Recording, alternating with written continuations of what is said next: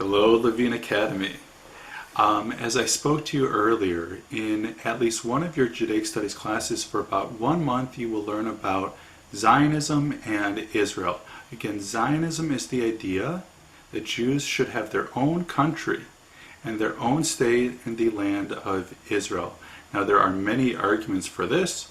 One reason is that after the Holocaust, we learned that we need our own homeland, somewhere to escape to in case anything terrible happened again. And we need our own Jewish army because no one will fight for us like other Jews. Another reason is God promised the land to us in the Torah. So the Torah is our proof that this land is ours. Another reason that people argue that Jews should have their own state is every other people has their own state and their own land, therefore Jews should have a similar right. Israel's War of Independence, 1948. Israel occupied by the Ottoman Empire. The land which became the Jewish state was occupied by the Ottoman Empire. So the Ottoman Empire is this whole area in the green, and it includes the part that will eventually be the state of Israel. After the Ottoman Empire lost in World War I, it was taken over by the British and called British Mandate Palestine. So again, this area was first occupied by the Ottoman Empire, and then after the Ottoman Empire lost, the British took it over and they called it British Mandate Palestine. Now, if you see here, half of British Mandate Palestine was called Transjordan and half of it was called Palestine. But still, the Jews and the Arabs wanted it all. And the British knew that this would lead to a war. So they came up with a plan to split it up to hopefully avoid a war between the Jews and the Arabs. So again, the Ottoman Empire eventually became Turkey. So as you see here, the Ottoman Empire previous to World War I, it was huge, and it eventually just becomes Turkey. All right. Next, I want to talk about the UN Partition Plan. The Arabs wanted British Mandate Palestine to be an Arab state called Palestine, and the Jews wanted it to be a Jewish state called Israel. Instead, the British Mandate Palestine that was called Transjordan became the country of Jordan. And the issue still remained over what to do with the area that was called Palestine. And the British decided to make it half Arabic and half Jewish. So again, the UN Partition Plan split up Israel so that this area in yellow, it would be the Arabs. The area in orange would be the Jews. And this was in order to solve this disagreement between the Jews and the Arabs. So again, see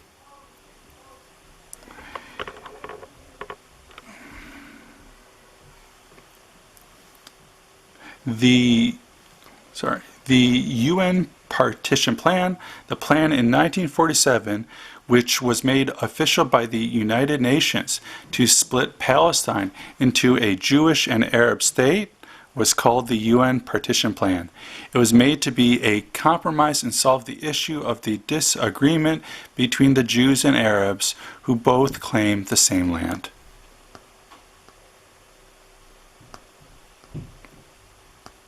So here is the UN Partition Plan borders, and here's the modern state. All right. So what is the reaction to the UN Partition Plan of 1947? The Jews accepted it. They were willing to compromise. They were willing to accept the UN's division of the land.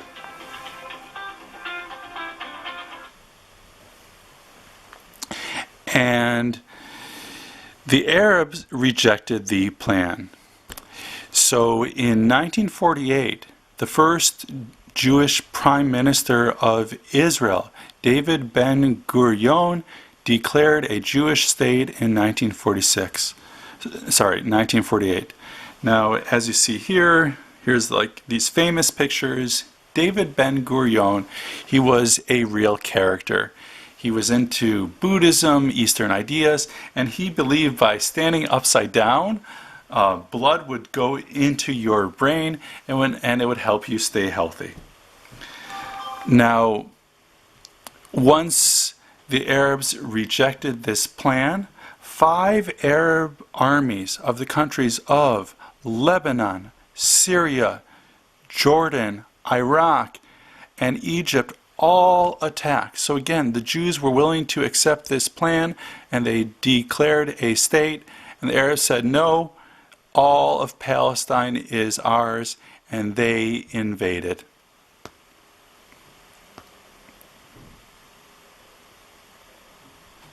Okay, so after the Arab armies invade, I want to talk about what was the Jewish policy towards the Arabs after this war began. So the Arabs were given 2 choices. They were told, accept the existence of Israel and follow its laws, and they can say, or don't accept Israel and its laws and be expelled. The Arabs who would say that we don't accept Israel would have to leave. So again, the Arabs who fought us, they were told to leave, and those Arabs who accepted Israel were allowed to stay. Now, some Arabs also chose to leave. The attacking Arab armies told Arabs who were in Israel to leave temporarily to make it easier for them to take over Israel.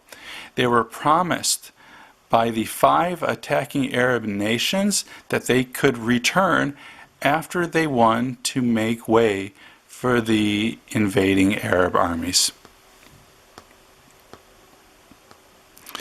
Next, I want us to talk about the Jewish army before Israel existed. Now, the main army was called the Haganah. So again, the Haganah was the main Jewish army, which means defense. But there were also several other Jewish armies. There were really probably about 5, but these are the major ones: Haganah, Etzel, which is also known as the Irgun, and Lehi. Now, all of these pre-state Jewish armies eventually became Tzahal, or the IDF. So these armies combined to become the IDF, which in Hebrew is called Tzahal, which stands for Tzva Haganah LeYisrael, which in English is Israel Defense Forces. All right, so there are a number of names for this war in 1948. Jews call it the War of Independence. Why? Because Jews saw it in a positive way. Because Jews saw it as their first time acquiring independence after 2,000 years of exile. Jews had not been allowed to return to the state of Israel to have their own country for 2,000 years since the Romans exiled the Jews in the year 70 CE. So we call it the War of Independence because we celebrate that this war resulted in Jewish independence in the land of Israel.